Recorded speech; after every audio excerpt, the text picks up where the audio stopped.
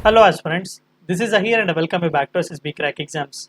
Ministry of education वालों ने national institution ranking framework के रैंकिंग्स रिलीज किए हुए हैं फॉर द ईयर 2023। और पिछले साल की तरह इस साल भी आईआईटी मद्रास ने ओवरऑल कैटेगरी में लिस्ट टॉप किया हुआ है। और भी कई इस तरीके के हाईलाइट्स इस रैंकिंग के बारे में मैं आपसे इस वीडियो में डिस्कस करने की कोशिश करूंगा। तो आइए वीडियो को शुरू करते हैं। तो रिसेंटली न्यूज़ चैनल्स में छाया हुआ था कि minister of state for education और साथ ही साथ minister of state for external affairs भी जो है राजकुमार रंजन सिंह जी ने नेशनल इंस्टीट्यूशन रैंकिंग फ्रेमवर्क के रैंकिंग्स, जिसे हम एनआईआरएफ रैंकिंग्स या फिर इंडिया रैंकिंग्स कहते हैं, वो 2023 ईयर के लिए रिलीज किए हुए हैं ऑन जून 5। तो यहाँ पर ओवरऑल कैटेगरी में अगर हम देख लें तो पिछले साल की तरह इस साल भी Indian institute of technology Madras ने अपना पोजीशन एज नंबर 1 रिटेन किया हुआ है इन द ओवरऑल कैटेगरी। और ये दरअसल 5th कंसेक्यूटिव ईयर के लिए उन्होंने ये लिस्ट टॉप की है और ये 8th कंसेक्यूटिव ईयर है जब आईआईटी मद्रास वालों ने बेस्ट इंजीनियरिंग इंस्टीट्यूट के कैटेगरी में भी लिस्ट टॉप की हुई है। आगे बढ़ने से पहले थोड़ा बहुत मैं आपको रैंकिंग्स के बारे में बता दूं। देखिए, कई बच्चों में कंफ्यूजन है, सर अक्रीडिशन और रैंकिंग क्या होता है। देखिए, दोनों अलग अलग category of terms and terminologies हैं। अक्रीडेशन 5 साल में एक बार होता है, ठीक है, जो कि नेशनल असेसमेंट और अक्रीडेशन काउंसिल नैक जिसे हम कहते हैं, वो एक काम क्या करता है कि कोई भी एक यूनिवर्सिटी उसे अक्रीडिशन देने के बेसिस पर 5 साल के उसका पिछला परफॉर्मेंस वगैरह देकर ओवरऑल कैटेगरी में उसे यहाँ पर रैंकिंग्स या फिर ओवरऑल कैटेगरी में उसके ग्रेड्स जो है वो अपग्रेड किए जाते हैं, दैट इज एक्रीडेशन। लेकिन रैंकिंग्स जो है वो 5 साल में एक बार नहीं, वो रेगुलरली किए जाते हैं। और रैंकिंग्स की खास बात यह है कि आसपास के इंस्टीट्यूशंस, बाकी के जो कंपीटिंग इंस्टीट्यूशंस हैं, उनके साथ यहाँ पर किसी एक इंस्टीट्यूशन या यूनिवर्सिटी को कंपेयर किया जाता है।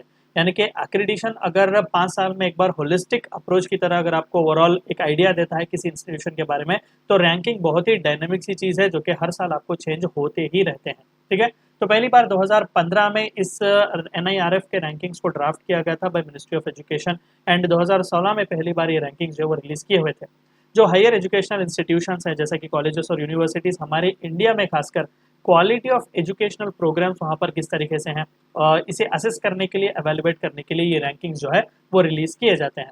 यहाँ पर 2 लोगों के लिए ये रैंकिंग्स बहुत इंपॉर्टेंट है। सबसे पहला तो स्टूडेंट्स के लिए, क्योंकि स्टूडेंट्स की मदद हो जाती है आइडेंटिफाई करने के लिए कि कौन सा यूनिवर्सिटी या फिर कौन सा इंस्टीट्यूशन अच्छा है when compared with other institutions, किस तरीके से रिलेटिवली उसका पोजीशन है, रैंकिंग है। जिस किसी भी कैटेगरी में या फिर जिस किसी भी सब्जेक्ट डोमेन में बच्चा एडमिशन लेना चाहता हो, यानी कि उसे एक होलिस्टिक अप्रोच मिल जाएगा कि हायर एजुकेशनल इंस्टीट्यूशंस किस तरीके से हैं, कौन सा इंस्टीट्यूशन किस तरीके से काम यहाँ पर कर रहा है। और साथ ही साथ यहाँ पर यूनिवर्सिटीज़ की भी मदद हो जाती है, क्योंकि उन्हें पता चलता है कि कौन से एरियाज़ में हमें इम्प्रूवमेंट करना है। टीचिंग हो गया, रिसर्च हो गया, रिसोर्सेज, इंफ्रास्ट्रक्चर, इन सभी एरियाज़ में किस तरीके से हम अपने रैंकिंग्स को बढ़ा सकते हैं, इसके बारे में भी यूनिवर्सिटीज़ की मदद हो जाएगी। 5 ब्रॉड कैटेगरीज हैं या फिर पैरामीटर्स हैं जिनकी मदद से एनआईआरएफ के रैंकिंग्स दिए जाते हैं। तो यहाँ पर आप देख सकते हैं कि teaching, learning and resources, research, professional practice and collaborative performance, graduation का आउटकम वहाँ पर कितना है, आउटरीच एंड यूनिवर्सिटी किस तरीके से काम कर रही है और परसेप्शन किस तरीके से है उस यूनिवर्सिटी का। तो ओवरऑल यहाँ पर मार्क्स 100 होते हैं और आप यहाँ पर देख सकते हैं कि अलग अलग कैटेगरी के अलग अलग यहाँ पर थ्रेश होल्ड दिए गए हैं। अगर मैं इस साल के रिपोर्ट 2023 के की हाइलाइट्स की बात करूं तो ओवरऑल पोजीशन या फिर ओवरऑल कैटेगरी में इंडियन इंस्टीट्यूट ऑफ टेक्नोलॉजी ने, Indian institute of technology Madras वालों ने टॉप यहाँ पर किया हुआ है, followed by Indian institute of sciences Bengaluru. तो सिंस 2019 से लेकर अब तक भी फर्स्ट पोजीशन में आता रहा है आईआईटी मद्रास। और इंजीनियरिंग कैटेगरी में सिंस इंसेप्शन 2016 से लेकर अब तक भी हर साल आईआईटी मद्रास ही टॉप करता आया है। अगर हम यूनिवर्सिटी कैटेगरीज की बात करें तो Indian institute of sciences Bengaluru जो है उसने टॉप किया हुआ है और ये 8th कंसेक्यूटिव ईयर है जहां पर इस इंस्टीट्यूशन ने इस लिस्ट को टॉप किया हुआ है। और रिसर्च इंस्टीट्यूशन की कैटेगरी में 3rd कंसेक्यूटिव ईयर है जब इंडियन इंस्टीट्यूट ऑफ साइंसेस ने इस लिस्ट को टॉप किया हुआ है। It has been topping since 2021। Management के फील्ड में अगर हम कहें तो आईआईएम अहमदाबाद ने लिस्ट को टॉप किया हुआ है और ये भी पिछले 4 सालों से कंसेक्यूटिवली टॉप कर रहा है सिंस 2020। और टॉप 2 मैनेजमेंट सब्जेक्ट के जो रैंकिंग्स इंडिया रैंकिंग्स दिए जा रहे हैं उसमें भी सिंस 2016 से लेकर 19 तक ये अपनी जगह बना के ही रखा हुआ है।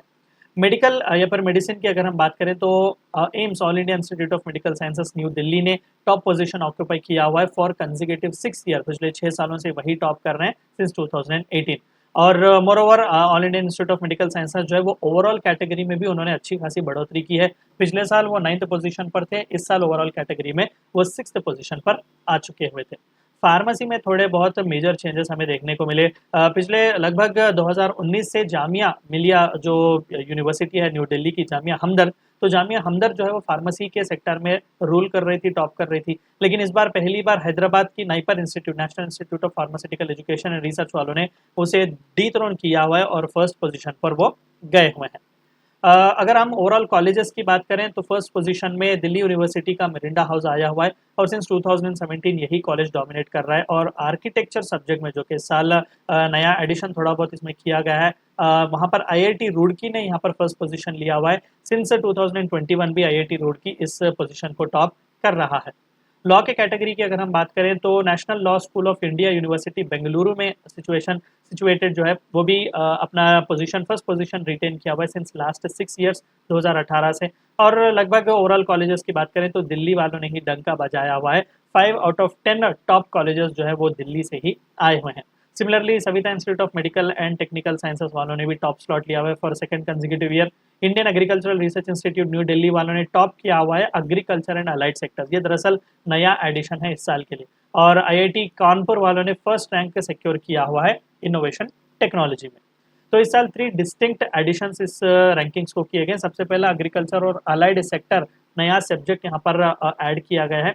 इससे पहले इनोवेशन की कैटेगरी के रैंकिंग्स जो वो एक और दूसरी एजेंसी देती थी, Atal Ranking of Institutions on Innovation and Achievement. अब जो कि प्रॉब्लम होता था कि इंस्टीट्यूशन को, कोई भी एक यूनिवर्सिटी को पहले तो एनआईआरएफ को भी रैंकिंग्स देने पड़ते थे, यानी कि असेसमेंट के लिए जो कुछ भी डाटा प्रोवाइड करना पड़ता था, और साथ ही साथ अटल रैंकिंग ऑफ इंस्टीट्यूशन और इनोवेशन अचीवमेंट वालों को भी देना पड़ता था।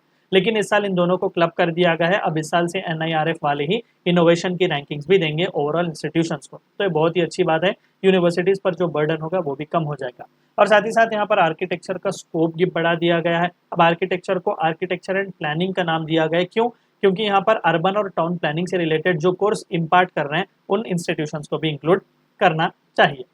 और जो कि अब नई कैटेगरी ऐड की गई है इनोवेशन की, नया सब्जेक्ट डोमेन भी लाया गया है एग्रीकल्चर एंड अलाइड सेक्टर, और आर्किटेक्चर को एक्सपेंड करके आर्किटेक्चर एंड प्लानिंग किया हुआ है। तो अब यहाँ पर जो ओवरऑल पोर्टफोलियोज है जिनके कैटेगरीज में रैंकिंग्स दिए जाते हैं वो पूरे 13 कैटेगरीज हो चुके हैं फॉर इंडिया रैंकिंग 2023। और अगर 2016 मेड इन जो सबसे पहली बार रैंकिंग्स दिए गए थे उसकी अगर हम बात करें तो सिर्फ 3 ही स्पेसिफिक डोमेन्स थे, नेमली इंजीनियरिंग था, मैनेजमेंट था और फार्मेसी इंस्टीट्यूशंस था। ये थी चंद बातें जो आपको जाननी थी एनआईआरएफ रैंकिंग 2023 के बारे में।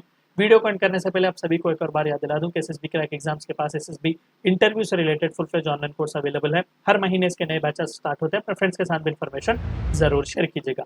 Apart from that we provide you courses like NDA, CDS, AFCAT and warrior 10 is a code which you should use so that you get 10% discount. Meet you next time. Until then, stay healthy, stay safe. Thank you for watching my video. जय हिंद। अगर आप एक defence aspirant हैं और SSB interview, NDA, CDS, AFCAT जैसे exams के लिए prepare कर रहे हैं तो आप एसएसबी क्रैक एग्जाम्स के कोर्स को चेक करना ना भूलें। आप हमारी लर्निंग एप्लीकेशन को गूगल प्ले स्टोर से भी डाउनलोड कर सकते हैं।